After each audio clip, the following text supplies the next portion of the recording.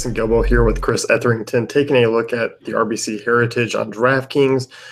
Back a week from the Masters, Sergio Garcia came away with a playoff victory.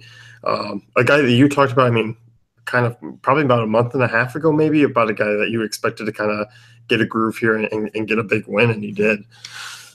Yeah, like I said, I think this is Garcia's big year with getting engaged and getting married this summer.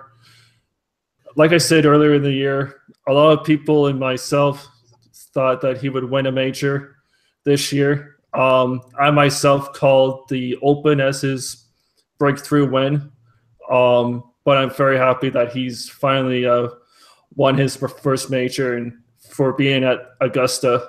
It was a really good week overall, and probably the best Masters I've watched in a long time. So it was an exciting week, and now we're just hungover from it, and we have to take part in the RBC Heritage. So, take it as it is. If you want to cut back on your bankroll this week, I would as well. It's just one of those tournaments where you kind of don't want to stress too much about the week after the first major of the year. Yeah, and you look at this one, not a star-studded event whatsoever. You look, Matt Kuchar obviously had the strongest finish of the Masters last week. Some of these guys are going through, they were in the Masters or maybe even had the weekend off after being cut. We know some of these guys here did. Looking at the overall field, definitely not a strong one, but there are certainly still some recognizable names. Yeah, I really like Matt Kuchar at the top this week. It's going to be hard to indicate what his ownership is going to be at the end, but with his really good course history here, I think, if you take a look, he's won here in 2014, and he finished in the top 10 in the 2 years after that. So, and with his sneaky top 5 finish last week, I think he may have found something, and I think he's a really fine pick for this week. Yeah, I'm with you, and I think basically him and the guy below him, Russell Henley, I just expect to carry the majority of the ownership. You look at Henley, won the Open, Houston Open right before the Masters, and then, was 11th at the Masters. So I think people might look at that and say Henley's going to regain, has regained some form here, and he's coming down the stretch into a nice little run. I could kind of see maybe a little slip up by Henley this week, though. Yeah, same here with Henley and Sneds being right below Kuchar. I think those two will be the more popular plays of the week, just being a little bit cheaper and with better form coming in. For Henley, he did make the cut last year, but he also had 2 missed cuts for 2 years in a row before that. And then when you look at his recent form, he was just outside the top 10 in the Masters. He won at Houston, and he actually only has 1 missed cut the entire year so far. And so he's really on form. But this could be one of those weeks where it might be best to maybe not play him, just because knowing that he's going to be popular, and he may miss the cut as well. So I think avoiding him and Sneds is the way to go for this week. Yeah, I think so too. I'm not really fond of – I like the guys just kind of below him. Brendan Grace I'm not really on this week, but I do like Kevin Kisner. And basically the 3 guys in that 9K range I like quite a bit. Yeah, same here. I really like Kisner, Tyrell, and Bill Haas. For Kisner, he's hitting very well off the tee. He's hitting it close to 70% of his fairways, and he's also hitting his greens about 62% of the time. For Kisner, if you look at his recent form, he hasn't missed a cut this year, and he made the cut at the Masters, and he basically finished 43rd. So it was a decent showing for him last week. So I think I'm just going to go back to the train for Kisner, and as well as Hatton and Bill Haas. And you look at Hatton, I mean, was in really good form leading up to the Masters. I mean, obviously had the missed cut. First time playing there, which, I mean, we talked about that on the pod, but this guy obviously one of the best putters on the tour, and really has been really consistent. I mean, we're looking at a couple of top tens right before that missed cut, and even played, decent at the match play too.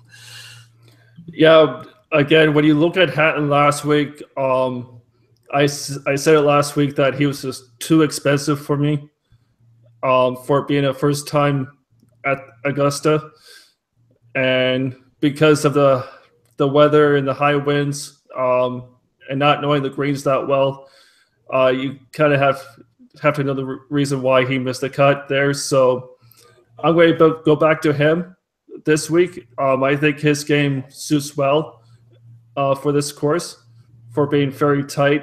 You kind of have to hit less than driver on most of these holes in order to score. So with his iron play and with his putter, I think he should do very well this week.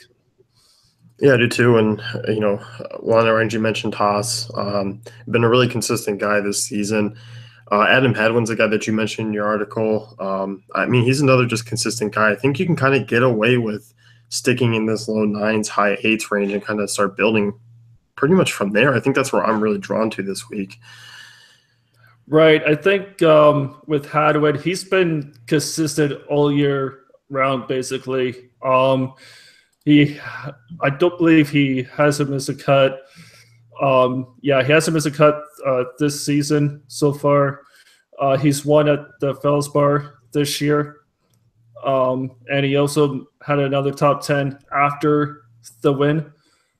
And with his first time at the Masters making the cut, it shows some great promise for him for the rest of the year. And I think if his price stays where it is for the remainder of the year, I just may have to go to him for the rest of the season.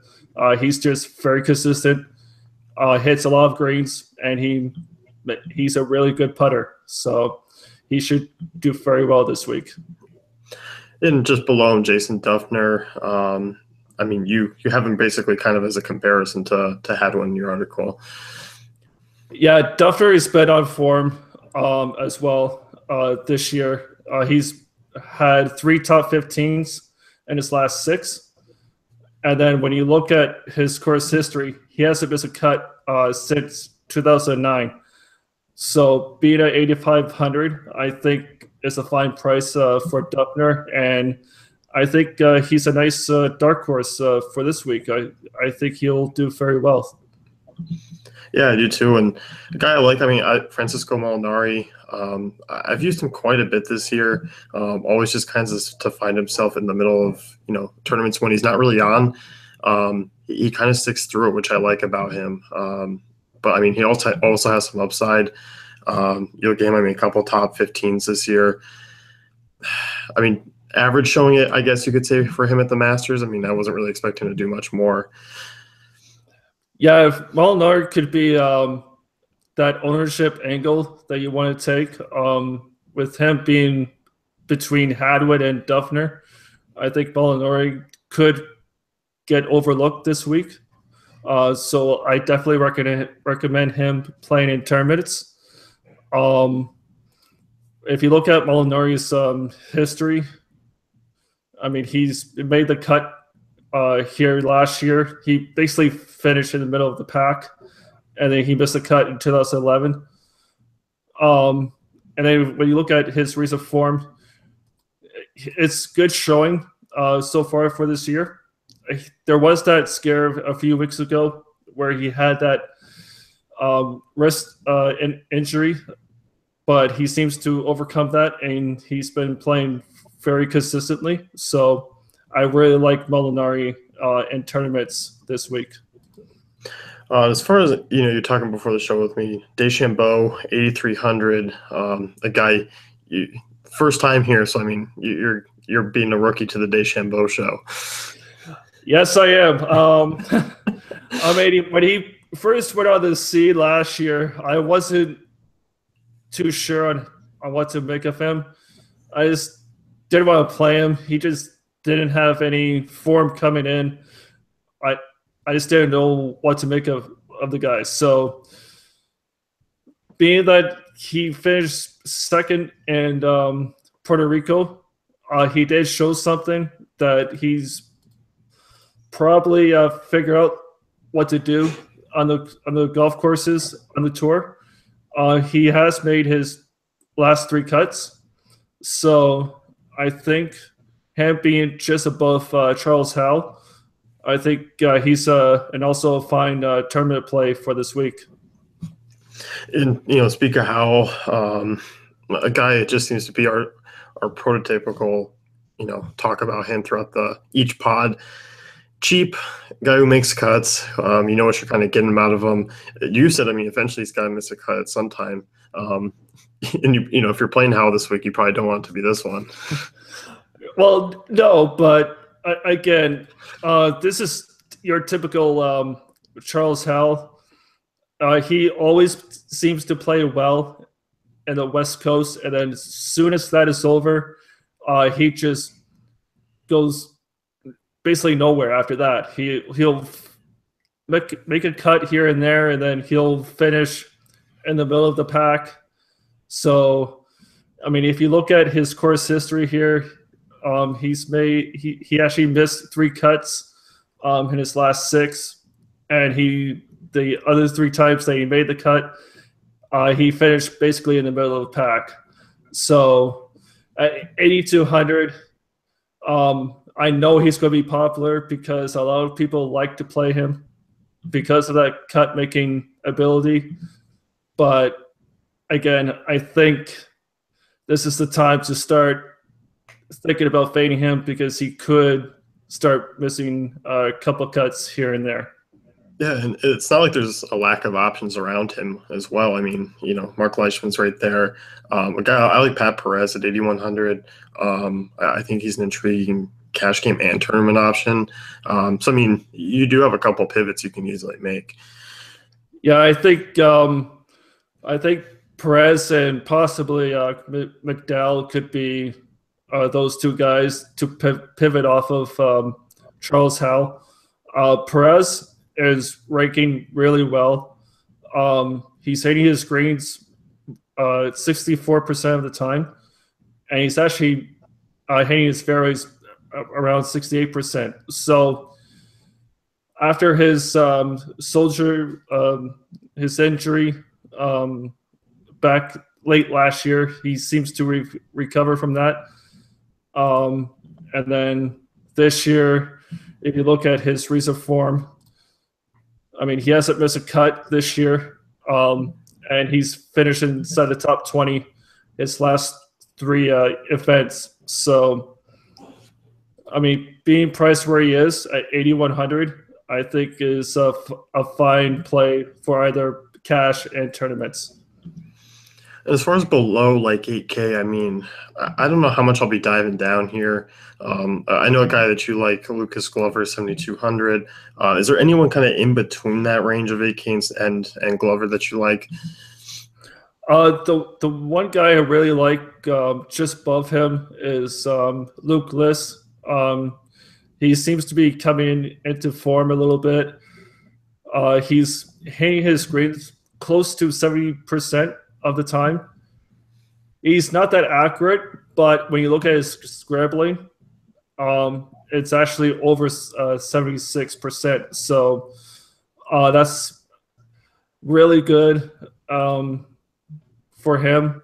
And with a 3rd place finish in Houston, I really like him below here, around 7,300. And then going down to Glover, I mean, I think Glover is a fine tournament play.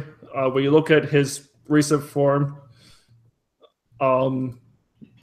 It's basically he missed the cut at the Houston, but he finished top 10 at the Arnold Palmer before that, and then before that, it's basically around 20th, 30th place finish.